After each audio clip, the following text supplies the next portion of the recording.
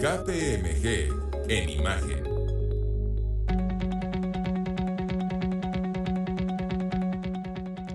Ante el ecosistema corporativo actual y el entorno económico que dejó la reciente pandemia, ha sido necesario que las sociedades mercantiles utilicen alternativas de financiamiento que les permitan hacer frente a sus obligaciones financieras, así como continuar con la operatividad de sus negocios, apalancando en algunos casos su flujo de efectivo en la contratación de deuda, ya sea de sus socios o de acreedores externos. Para hablarnos del ABC de los efectos fiscales de la capitalización de pasivos, tenemos en la línea telefónica a Roberto López. Él es socio de impuestos corporativos en la oficina Guadalajara de KPMG México, y él cuenta con más de 16 años de experiencia asesorando empresas de diversas industrias, empresas nacionales e internacionales en el área fiscal, participando en fusiones, adquisiciones, escisiones, todo tipo de reestructuras corporativas y planeaciones fiscales.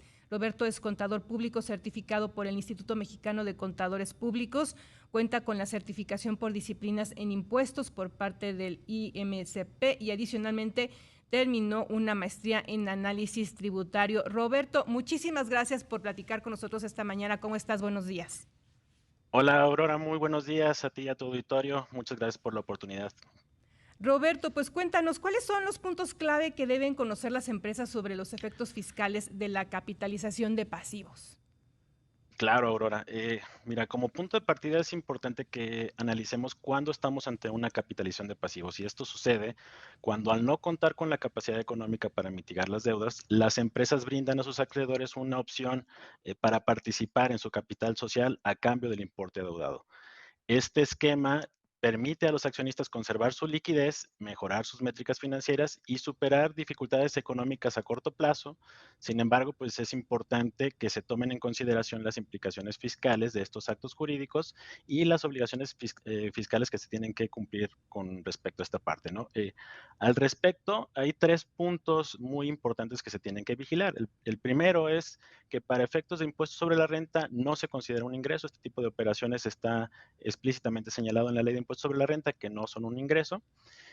Sin embargo, a partir de 2021, como segundo comentario, se establece una obligación para las personas morales de llevar a cabo una certificación de este pasivo, debiendo recabar la documentación para acreditar la substancia económica que acredite la existencia de estos pasivos. Esto ante la necesidad de las autoridades fiscales de verificar la existencia y la materialidad de estas operaciones. Esta certificación se debe de realizar por un contador público inscrito y se debe resguardar como parte de la contabilidad adicional a la documentación soporte que dio origen del pasivo, como pueden ser estados de cuenta, actas de asamblea, registros contables, incluso en algunos casos los CFDI, las facturas de las operaciones en caso de tratarse de operaciones comerciales.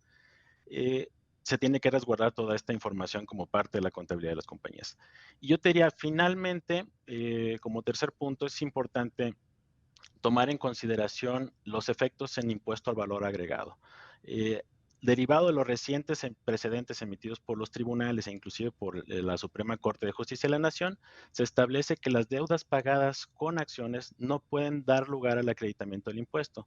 Situación desafortunada que para las compañías, toda vez que al no reconocer esta figura como un pago de una opción válida para llevar a cabo el acreditamiento del impuesto, se afecta el flujo de las compañías y se limita a las mismas a realizar este tipo de actos que pudieran ser prácticos para temas corporativos, Aurora.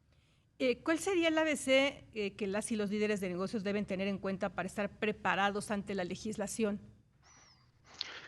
Lo más importante, como primer punto, yo te diría, es conocer los efectos fiscales que se originan como consecuencia de estos actos. Esto para evitar controversias fiscales posteriores.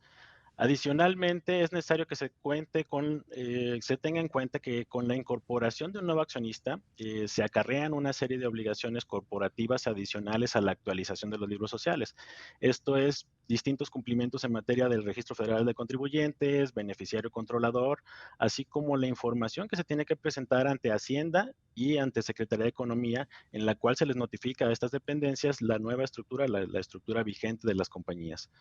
Ahora bien, viéndolo desde el punto de vista del nuevo accionista, es importante que se tenga en consideración que cuando se lleva a cabo este tipo de capitalizaciones, a partir de la fecha de la capitalización, el nuevo accionista es responsable solidario de las operaciones de la compañía, razón por la cual también viéndolo desde el punto de vista del acreedor que pasa a formar parte del capital, hacer un análisis previo a la capitalización de los pasivos de esta nueva compañía o de esta compañía a la que se pretende ser socio accionista para evitar contingencias futuras. En un minutito más o menos, Roberto, ¿cuáles serían las medidas que deben adoptar las organizaciones para su óptimo cumplimiento en materia de capitalización de pasivos? Claro, te lo digo muy rápido. Tener control estricto de los documentos que soportan la obtención de los recursos derivados de la adquisición de los pasivos, porque posteriormente formarán parte del capital. Es importante que se tenga en consideración que esta documentación se tiene que resguardar por toda la vida de la compañía, no solo por los 5 años que se tenía idea anteriormente. Y por último, es importante contar con una buena asesoría fiscal y legal que les informe de las repercusiones, obligaciones que pudieran ocasionarse para cada caso en particular que cuando se lleva este tipo de operaciones, aquí es donde KPMG puede generar valor con sus compañías. ¿Cuáles serían los lugares para contactarlos, Roberto? Mira, nos pueden enviar un correo a asesoría@kpmg.com.mx, nos pueden visitar en nuestra página en kpmg.com.mx o también nos encuentran en nuestras redes sociales como KPMG México. Perfecto, Roberto López, socio de impuestos corporativos en la oficina Guadalajara de KPMG México. Muchísimas gracias por tu participación. Buenos días. Al contrario, gracias a ti, Aurora. Hasta luego. Buenos días. Hasta luego, buenos días.